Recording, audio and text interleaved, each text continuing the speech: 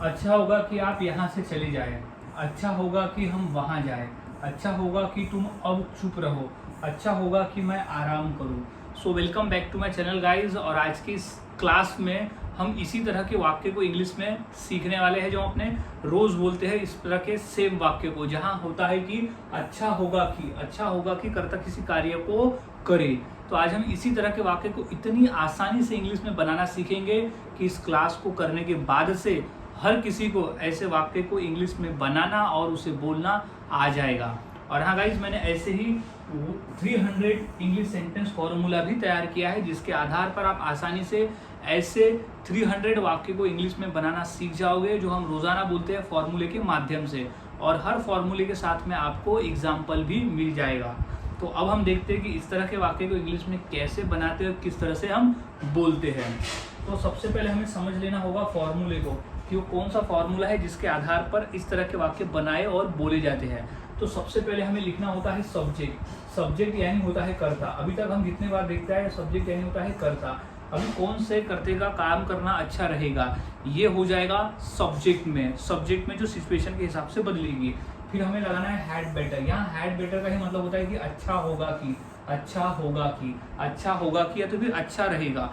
दो वाक्य बनते हैं इसके, अच्छा रहेगा या तो फिर अच्छा होगा भी, क्योंकि इसे अच्छा रहेगा भी हम बोलते हैं, अच्छा रहेगा या अच्छा होगा कि। फिर V1, अब किस कार्य को करना अच्छा होगा कि, ये कार्य में आ जाएगा V1 में, और ये सिचुएशन के हिसाब से बदलेगा। याद में रख लेना है, हैड बेटर जो है वो कॉमन रहेगा, जो फिर क्रिया आएगी वो सिचुएशन के हिसाब से हमें जो कहना है समय पर वो हम वहाँ पर लिख देंगे।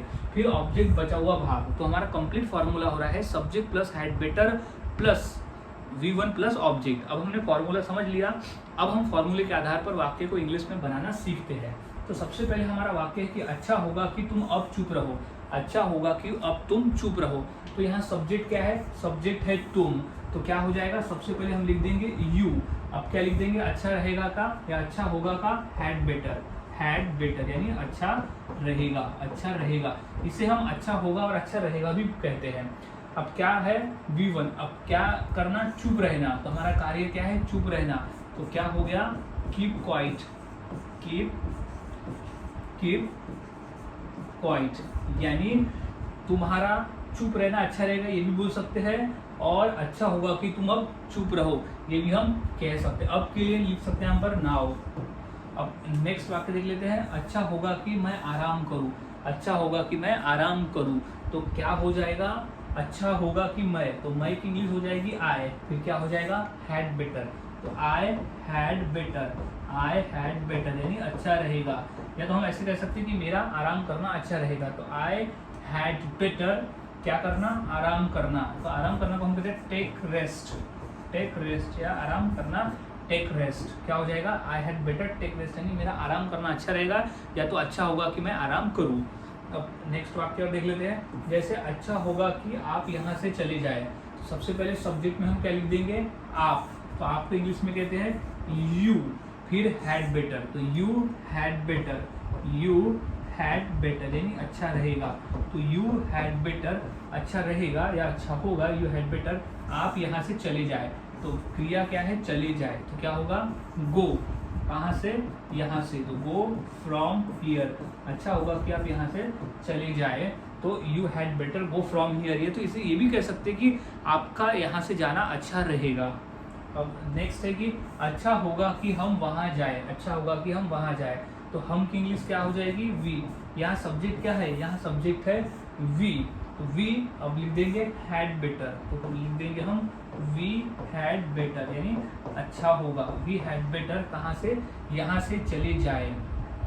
तो जाए को V1 फॉर्म आ जाएगा क्रिया। तो गो देयर, वहाँ जाए। गो देयर यानी अच्छा होगा कि हम वहाँ जाए, यानी हमारा वहाँ जाना अच्छा रहेगा, या तो फिर अच्छा होगा कि हम वहाँ जाए। तो इस तरह से वाक्य बनाए जाते हैं और बोले जाते हैं। काफ़ी आसान है, बस आपको फॉर्मूले को याद में रख लेना होता है। और देख लेते हैं कि अच्छा होगा कि हम खाएं। अच्छा होगा कि हम खाएं। तो सब्जेक्ट क्या है यहाँ पर, हम। तो क्या हो जाएगा, वी। क्या हो जाएगा, वी। फिर हैड बेटर। तो we had better, we had better यानी अच्छा होगा कि हम खाएं। तो वी हैड बेटर क्या, ईट। ईट इन क्रिया हो गई हमारी ईट, तो वी हैड बेटर ईट। अब नेक्स्ट है कि अच्छा होगा तुम पढ़ाई करो, तो सब्जेक्ट क्या है, सबसे पहले हमें सब्जेक्ट ढूंढना है, तो क्या हो जाएगा तुम, क्या हो जाएगा यू, फिर अच्छा होगा कि इंग्लिश हो जाएगी had better, you had better, you had better अच्छा रहेगा, क्या होगा पढ़ाई करना, तो study, you had better study, यानी पढ़ाई करना अच्छा रहेगा या अच्छा होगा कि तुम पढ़ाई करो। सो इस तरह से गाइस वाक्य को बनाए जाते हैं और बोले जाते हैं। काफ़ी आसान है, बस आपको फार्मूले को याद में रखना होता है। फार्मूले अगर आप याद में रखते हो तो आप आसानी से वाक्य को इंग्लिश में बनाना सीख जाते हो। तो इसी फार्मूले के आधार पर मैं 2 वाक्य देता हूँ, जैसे अच्छा होगा कि आप उसे भूल जाओ, और दूसरा है कि अच्छा होगा कि हम टीवी देखें। तो ये 2 वाक्य की इंग्लिश क्या होगी मुझे मेरे कमेंट सेक्शन में ज़रूर बताएं, और वाक्यों की प्रैक्टिस करते रहें। आप जितना प्रैक्टिस करोगे उतना आसान होगा और उतने ही आसानी से आप वाक्य को बनाकर बोल सकते हो। सो मिलता हूँ ऐसे ही और नए वाक्य के साथ, नए फॉर्मूले के साथ अगले वीडियो में। तब तक के लिए चैनल के साथ बने रहे, वीडियोस को देखते रहे और प्रैक्टिस करते रहे।